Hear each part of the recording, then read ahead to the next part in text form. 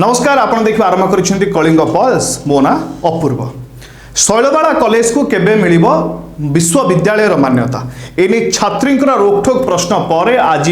मंत्री उत्तर रखिंट जे सठिक समय रे सठिक निष्पत्ति नियाजिबो। एक कुटिलिया उत्तर कहुए पारे किंतु मंत्री कहते प्रथमे इन्फ्रास्ट्रक्चर ठीक अच्छी कि नहीं तार निरीक्षण कर पाठपढ़ार परिवेश ठीक अच्छी कि नहीं तार निरीक्षण कर सरकार एने उचित पदक्षेप ठीक समय ने आपण मानू कहि रखा चाहूँ जे शैलबाला कॉलेज एवं चर्चा को ये आसी कारण छात्री माने मंग संभाली